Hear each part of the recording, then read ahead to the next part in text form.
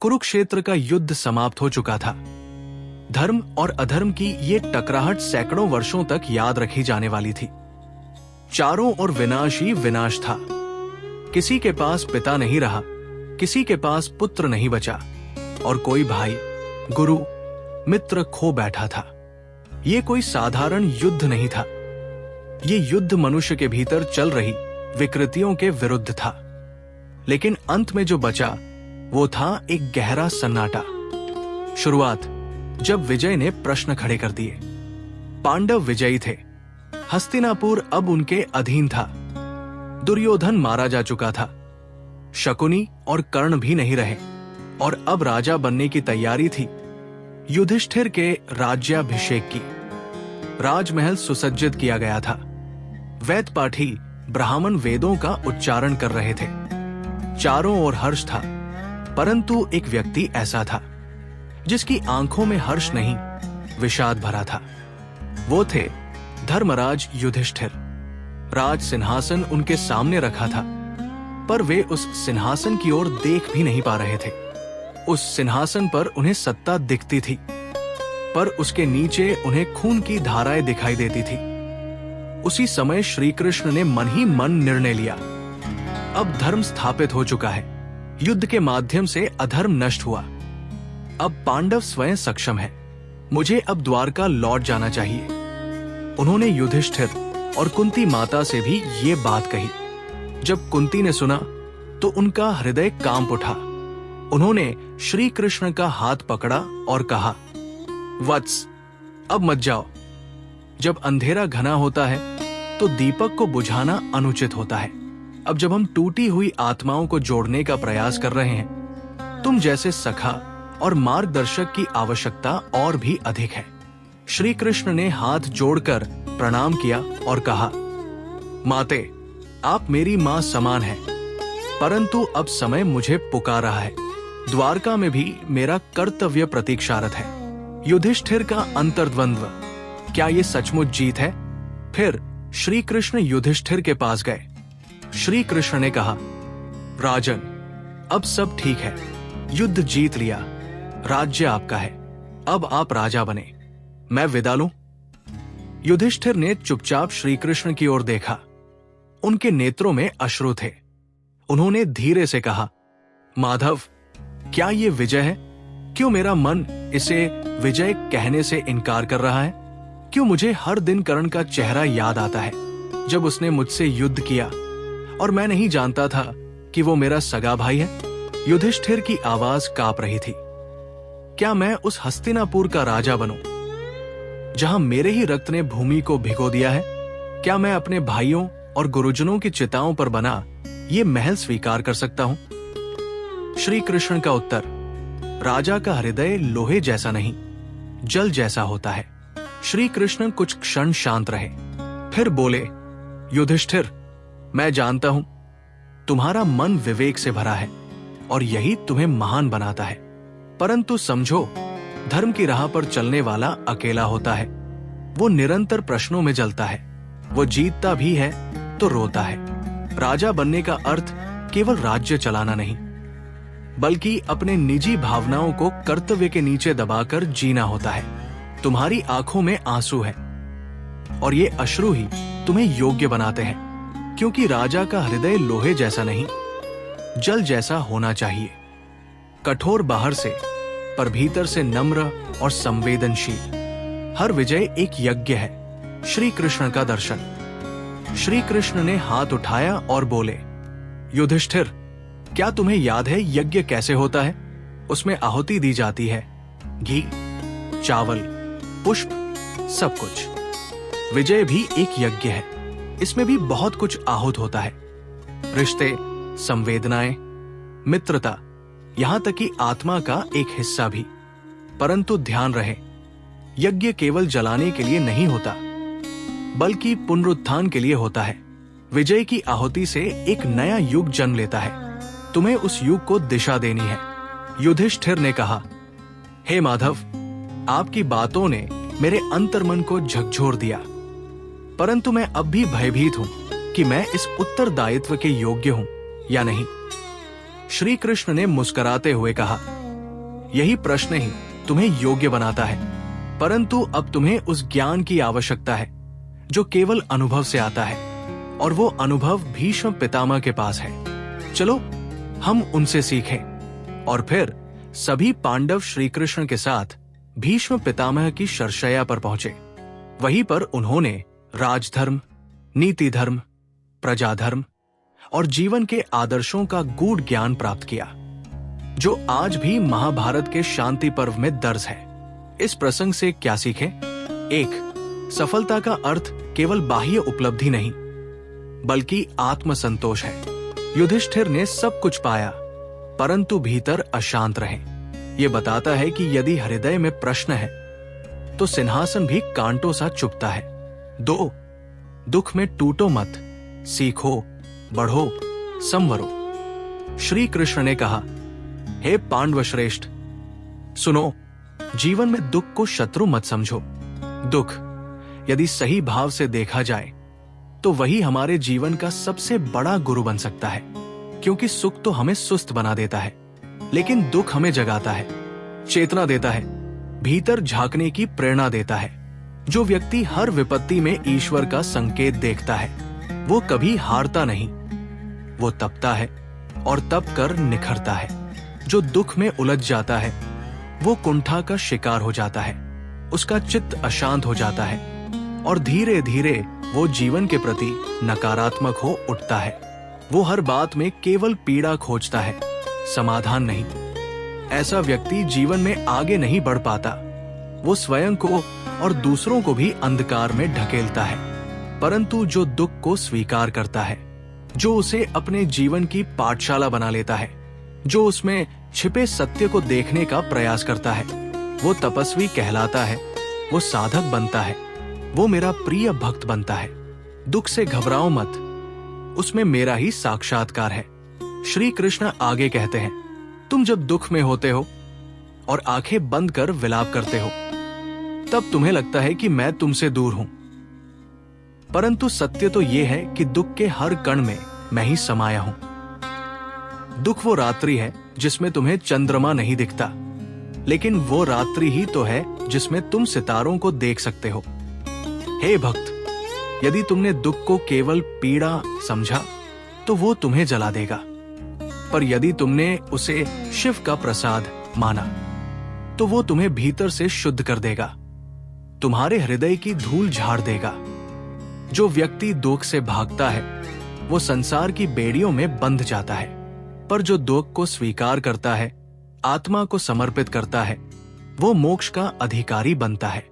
श्री कृष्ण बोले, हे धर्मराज युधिष्ठिर, मैं तुम्हें जीवन देने आया था, परंतु मैंने ये वचन कभी नहीं दिया कि वो जीवन सदा सुख में रहेगा, क्योंकि सुख तुम्हें विश्राम देता है, पर दुख तुम्हें विस्तार देता है। सुख से शरीर पलता है, पर दुख से आत्मा पिघलती है, और जहां आत्मा पिघलती है वही भक्ति जन्म लेती है। श्री कृष्ण की वाणी मंद मुस्कान के साथ, लेकिन हृदय के गहनतम तल से निकली हुई लग रही थी। जिस दिन तुम अपने प्रत्येक दुख को मेरे चरणों में समर्पित कर दोगे, उस दिन वो दुख तुम्हारे लिए अभिशाप नहीं, वरदान बन जाएगा।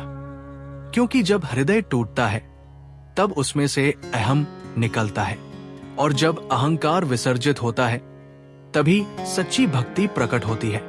भक्ति वो नहीं जो केवल मंदिरों में दीप जलाकर होती है। भक्ति वह है जो आंसुओं से सींची जाती है। वह है जो अपने सबसे निजी दुख को भी मेरे चरणों में सौंप देती है। वो भक्ति जो केवल मांगती नहीं, स्वयं को समर्पित करती है। श्री कृष्ण का अंतिम उपदेश था, जो व्यक्ति अपने दुख को गुरु बना लेता है वो इस संसार में अमूल्य बन जाता है। ऐसा व्यक्ति केवल स्वयं के लिए नहीं जीता, वो समस्त सृष्टि के दुख को अपना समझता है। वो जान जाता है कि जीवन सेवा है, तप है और त्याग है। जिसने अपने दुख को मेरी लीला मानकर सह लिया और फिर भी मुझे प्रेम किया, उसका हाथ मैं कभी नहीं छोड़ता। श्री कृष्ण जानते थे, हर मानव जीवन में ऐसा एक मोड़ अवश्य आता है जब बुद्धि मौन हो जाती है, जब सारे तर्क व्यर्थ लगते हैं और हृदय किसी ऐसे दीपक की खोज में भटकने लगता है जो अंधकार को चीरकर केवल प्रकाश नहीं, सत्य का स्पर्श करा सके। युधिष्ठिर उसी मोड़ पर खड़े थे। विजय उनके सामने थी, पर हृदय में द्वंद्व था। उन्होंने युद्ध जीत लिया था, पर मन अब भी पराजित था।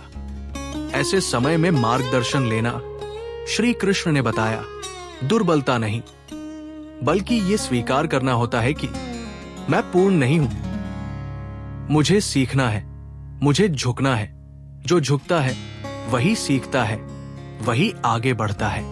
युधिष्ठिर, श्री कृष्ण ने कहा, तुमने युद्ध तो जीत लिया, लेकिन युद्ध के बाद का धर्म कहीं अधिक कठिन होता है, और उस धर्म को समझने के लिए तुम्हें किसी ऐसे तपस्वी की शरण में जाना चाहिए जिसने जीवन की ऊंचाइयां और गहराइयां दोनों को अनुभव किया हो। इसलिए वे भीष्म पितामह के पास गए, क्योंकि श्री कृष्ण जानते थे विचारों की गुत्थियां ज्ञान से नहीं, अनुभव से सुलझती है। और फिर श्री कृष्ण बोले, राजा वो नहीं होता जो केवल राजगद्दी पर बैठता है। राजा वो होता है जो प्रजा के दुख को अपना दुख माने, जो न्याय की रक्षा के लिए अपने सुख को त्याग दे, जो करुणा को दुर्बलता नहीं, कर्तव्य माने, वही सच्चा धर्मराज कहलाता है। युधिष्ठिर, तुम्हारी यही ग्लानि, यही संवेदनशीलता, यही तुम्हारी योग्यता है, क्योंकि सत्ता का असली अर्थ शक्ति नहीं, सेवा है। नेतृत्व का अर्थ है स्वयं को जन कल्याण के लिए समर्पित करना। जहां करुणा है वही ईश्वर है। करुणा वो दीप है जो आत्मा के अंधकार में भी प्रकाश भर देती है, और जब यही करुणा भक्ति से मिल जाती है तो मनुष्य श्री कृष्ण का अंश बन जाता है। महाभारत का युद्ध केवल धरती पर लड़ा गया युद्ध नहीं था, वो तो हर आत्मा के भीतर चल रहे धर्म और अधर्म के संघर्ष का प्रतीक था। उस युद्ध के बाद युधिष्ठिर की आत्मग्लानि, श्री कृष्ण की दिव्यवाणी और भीष्म पितामह का ज्ञान, तीनों ने मिलकर ये सिद्ध किया कि सच्चा धर्म केवल शस्त्र से नहीं, हृदय की करुणा, आत्मा की विनम्रता और सत्य के प्रति समर्पण से जीवित रहता है। श्री कृष्ण की वाणी साक्षात सत्य थी, शांत, कोमल, पर भीतर तक झकझोर देने वाली। उनके शब्दों में वेदों का सार था और उनके भावों में युगों का अनुभव। हे धर्मराज युधिष्ठिर, श्री कृष्ण ने ममता भरे स्वर में कहा, राज्य केवल सिंहासन नहीं होता, ये तो एक तपस्या है जिसके कंधों पर प्रजा की पीड़ा हो, जिसके निर्णयों में न्याय की गूंज हो, जिसके हृदय में करुणा हो और जिसकी आंखें हर उस आंसू को देख सके जो किसी कोने में गुम होकर भी ईश्वर तक पहुंचना चाह रहा हो। वही सच्चा राजा होता है। वो राजा नहीं जो तलवार से डर पैदा करे, बल्कि वह राजा जो अपनी विनम्रता से विश्वास जगाए, जिसकी दृष्टि अहंकार से नहीं, समर्पण से भरी हो, जो शासन नहीं करता बल्कि सेवा करता है। ऐसा राजा प्रजा के हृदय में बसता है, और वही राज्य सच्चे अर्थों में रामराज्य कहलाता है।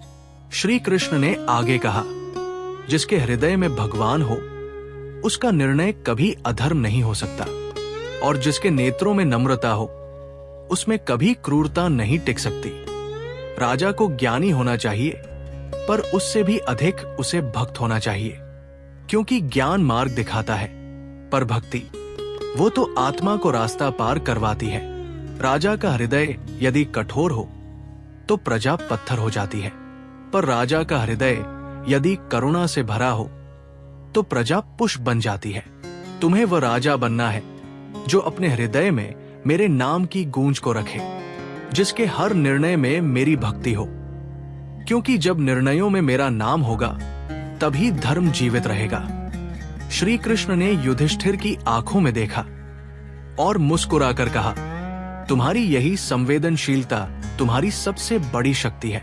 तुम्हारा रो पड़ना कोई दुर्बलता नहीं, बल्कि ये संकेत है कि तुम्हारे हृदय में अब मैं बसने लगा हूं। जहां नम्रता है वहां मैं हूं, जहां करुणा है वहां मेरा वास है, जहां सेवा है वहीं से भक्ति का पुष्प खिलता है। तुम्हारा शत्रु कोई बाहरी राक्षस नहीं, तुम्हारा सबसे बड़ा युद्ध तुम्हारे भीतर है, अपने अहम से, अपने भ्रम से, अपने ग्लानि से। और जब तुम इन सब पर विजय पाओगे तभी सच्चे राजा बन पाओगे। भक्ति से बड़ा कोई ताज नहीं और नम्रता से सुंदर कोई आभूषण नहीं। राजा वही जो इन दोनों को धारण करे। श्री कृष्ण ने अपना करकमल युधिष्ठिर के मस्तक पर रखा और कहा, अब तुम्हारा राज्य प्रारंभ नहीं हो रहा, अब तुम्हारी साधना प्रारंभ हो रही है, क्योंकि राजधर्म कोई स्थान नहीं। ये तो हर दिन की तपस्या है, हर क्षण की प्रार्थना है, हर निर्णय का आत्म प्रेक्षण है। और जब तुम हर निर्णय से पहले मेरे चरणों को स्मरण करोगे तो मैं स्वयं तुम्हारे निर्णयों में उतर आऊंगा। हे युधिष्ठिर, श्री कृष्ण बोले, जब किसी राजा की आंखें नम होती है तो समझ लेना उसकी आत्मा अभी जीवित है, और जब वो आंखें केवल सत्ता नहीं सेवा के लिए बहती है तो जान लो भगवान स्वयं उसके हृदय में निवास कर चुके हैं। श्री कृष्ण साक्षात प्रेम, करुणा और ज्ञान के पुंज जीवन के हर मोड़ पर एक ही गूढ़ सत्य सिखाते रहें कि अहंकार मनुष्य की आत्मिक यात्रा का सबसे बड़ा बाधक है। जब मनुष्य अपने ज्ञान पर गर्व करता है तो वो स्वयं को सीखने से वंचित कर देता है, और जब वो झुकता है स्वयं को छोटा समझकर अपने से श्रेष्ठ की बात सुनता है, तभी भीतर का द्वार खुलता है जिससे ज्ञान की धारा प्रवाहित होती है। श्री कृष्ण कहते हैं, अहंकार वही दीवार है जो आत्मा और परमात्मा के बीच खड़ी हो जाती है। वो अहंकार चाहे विद्या का हो, पद का हो, धर्म का हो या तप का, यदि वो मैं को बड़ा बनाता है तो वो तुम्हें ईश्वर से दूर कर देता है। परंतु जैसे ही मनुष्य कहता है, हे प्रभु मैं कुछ नहीं, सब कुछ आप ही है, उस क्षण परम सत्य उसकी आत्मा को स्पर्श करता है। श्री कृष्ण ने अर्जुन को भी युद्ध भूमि में यही सिखाया था कि जिसे तू अपना बल समझ रहा है वो तेरा नहीं है, जिसे तू अपनी बुद्धि समझ रहा है वो भी तुझ में नहीं, मेरे द्वारा संचालित है। और तभी अर्जुन ने गांडीव उठाया जब उसका अहं गिर गया और समर्पण खड़ा हो गया। विनम्रता केवल एक गुण नहीं, ये आत्मा की तैयारी है ईश्वर के स्वागत के लिए। विनम्र मन वही होता है जो कहता है, हे श्री कृष्ण, मुझे नहीं पता क्या सही है क्या नहीं, मुझे केवल आपकी इच्छा का मार्ग दिखा दीजिए।